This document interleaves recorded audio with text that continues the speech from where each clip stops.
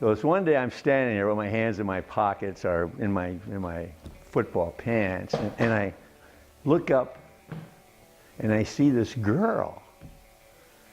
And I'm thinking, wow, is she ever beautiful? I mean, she was really nice and just lovely. And this kid standing next to me, I think his name was Doc. I said, Doc, who the heck is that girl up there? She's beautiful. Oh, he said, that's Sharon Steinbrecher. Really? Well, what's going on?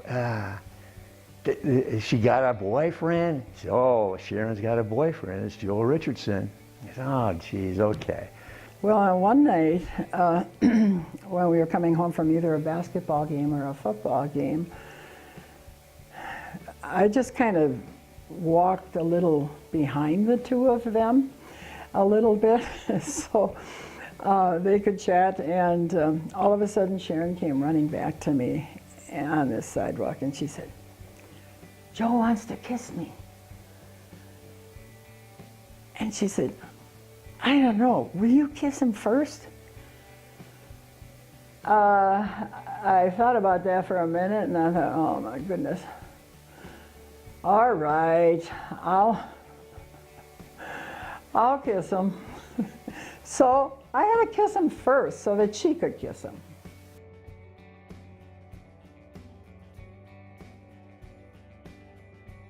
Well, I used to rush home after school.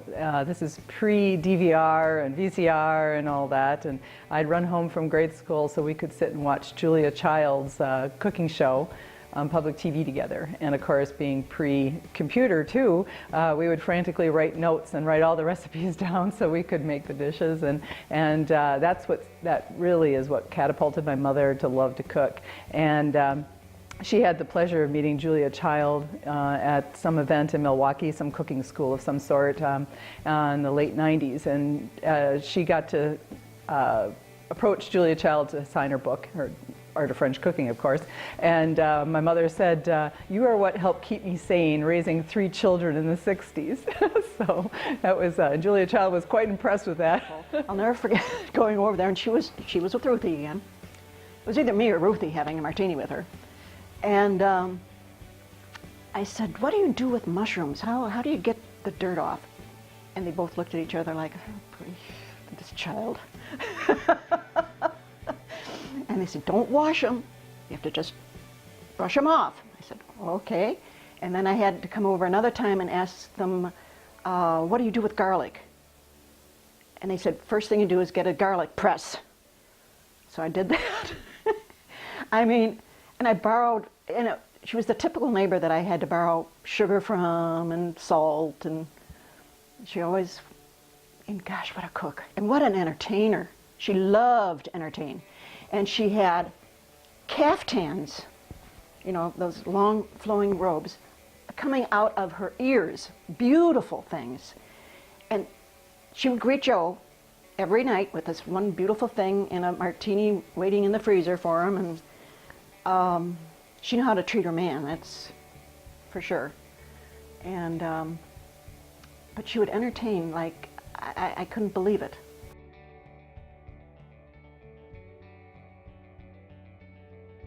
So my father was a pilot, and so he would fly us on family trips sometimes. So that was always pretty exciting.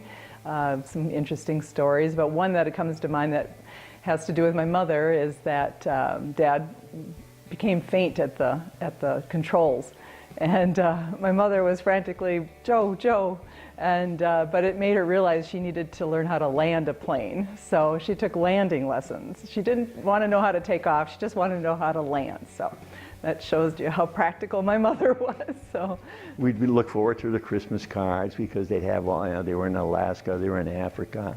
They'd have snakes running around the thing, and you know, they'd be sitting on an elephant or a giraffe. It was nice looking forward to the cards because they were interesting. And Joe was such an interesting guy. He was, oh, yeah, Joe was just super, just a terrific guy.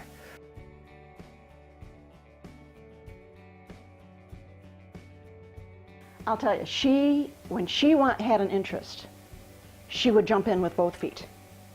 And almost become obsessed with that interest. Like she took up oil painting. I can show you something she gave me. She just did wonderful artwork. I mean, she was just amazing. And then she took up needlepoint. Needlepointed everything under the sun. And what else did she, oh, and then she decided to collect Fiesta ware. Well, it wasn't long before she had like an antique store full of Fiesta ware. I tell you, she just, oh, she had so much energy and life. I miss her terribly. Sharon was an artist in her own sense with the painting, and that's where we really learned about each other and became dear friends of hers, because we'd sit every Wednesday and Carol, who was our instructor, she would walk around the room and talk about what we could do to make the picture better or whatever. But Sharon, she painted some beautiful pictures, really, really pretty. She probably was one of the best of all of us painters.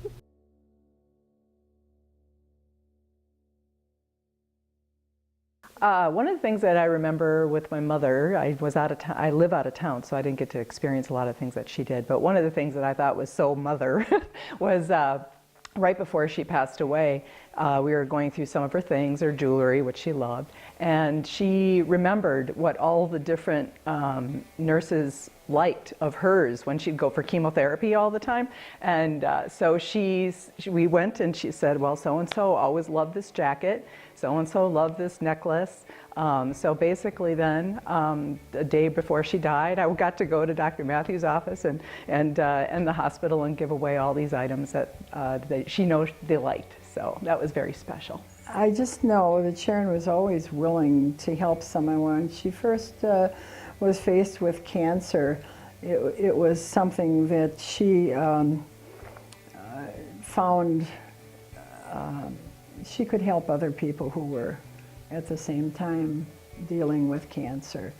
And I think that made her feel really good. And I know that in the last years of her living, she did have a vision, I think, of the hospice.